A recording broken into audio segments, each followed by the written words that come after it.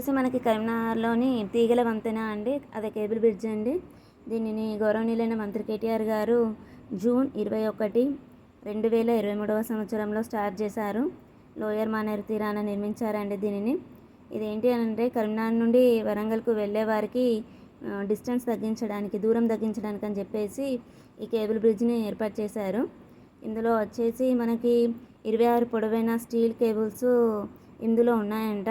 దీని స్పెషాలిటీ ఏంటంటే వీటిని ఇటలీ నుండి తెప్పించారంట. ఇంకా లైటింగ్ వచ్చేసి చాలా బాగుందండి. అది lighting Korea dynamic lighting system అంట. చాలా చాలా బాగుందండి. ఆ లైటింగ్కి అక్కడ ఉన్న వాళ్ళు చాలా ఎంజాయ్ చేస్తారండి. ఆ లైటింగ్కి చాలా చాలా బాగుంది. మళ్ళీ ఇంకా రోడ్స్కి 2 సైడ్స్, 2 వైపులా 2.5 మీటర్స్ వెడల్పుతోటి ఫుట్పాత్లు కూడా ఏర్పాటు చేశారు.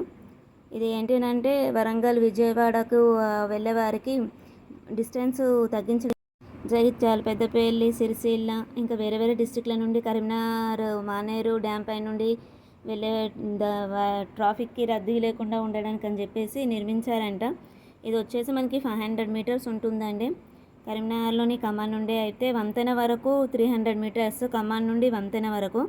సదాశివపల్లి వైపు నుండి అయితే 500 మీటర్స్ ఉంటుంది. దీనికి వచ్చేసి దూరంలో 4 వరుసల రహదారి ఉండి దానికి సంబంధించినటువంటి అప్రోచ్ రోడ్స్ కూడా నిర్మించారండి. చాలా చాలా బాగుంది. ఎటువైపు నుండి వెళ్ళినా మంచిగా చూడవచ్చు, చాలా ఎంజాయ్ చేయొచ్చు. చాలా బాగుందండి.